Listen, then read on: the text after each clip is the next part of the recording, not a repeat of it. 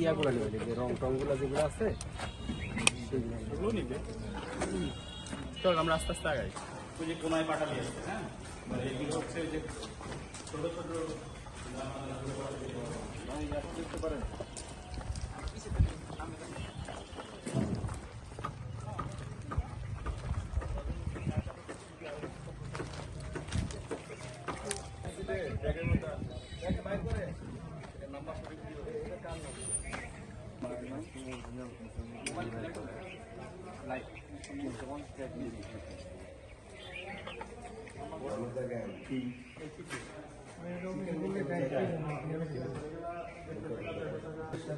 Direct পেজে লিখে মুখে বলতাম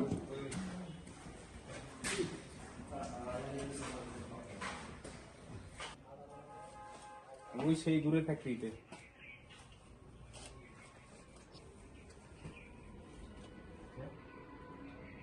আমার এটা দিয়ে মাথা করে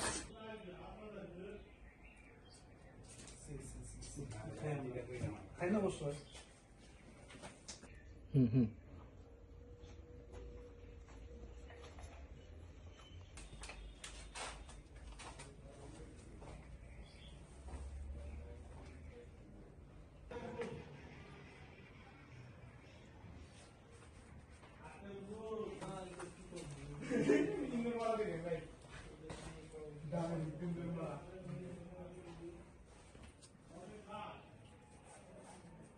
এটা কিন্তু আঠা।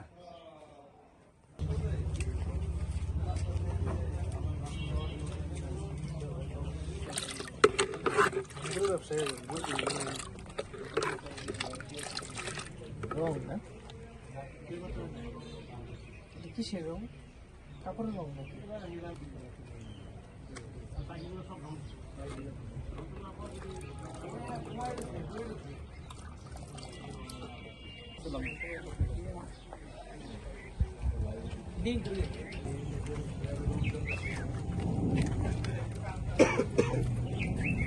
আপনারা এখানে দেখতে পাচ্ছেন আমরা গোপন সংবাদের ভিত্তিতে এটা হচ্ছে ধামরাই এলাকার মধ্যে পড়ছে, খুব সম্ভবত কল্লা ইউনিয়নের মধ্যে আর কি, ধামরাইয়ের।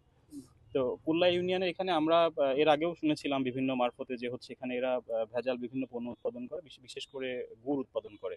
তো সেটার উপর ভিত্তি করে আমরা একটি কারখানা এখানে আসি। এখানে আসার পরে আমরা যেটা এখানে যে রূপা এন্টারপ্রাইজ নাম এবং মালিক এবং ম্যানেজার তারা পলাতক ছিল, এবং এখানে যারা কাজ করে কর্মী যারা মূলত আসলে তারা এখানে উপস্থিত পেয়েছি আমরা।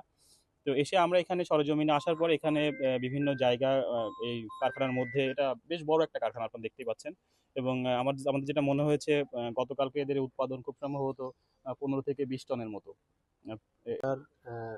রূপা এন্টারপ্রাইজ নামে একটা গুড়ের প্রতিষ্ঠান, গুড়ের কারখানারা গুড় উৎপাদন করে এবং গুড়ের সাথে তারা আসলে এখানে কোনো গুড়ের অস্তিত্ব নাই, আখের কোনো অস্তিত্ব নাই, এবং কোনো খেজুরের গুড়ের কিছু আমরা দেখেছি, সেগুলো খেজুরের গুড়ের কোনো অস্তিত্ব নাই।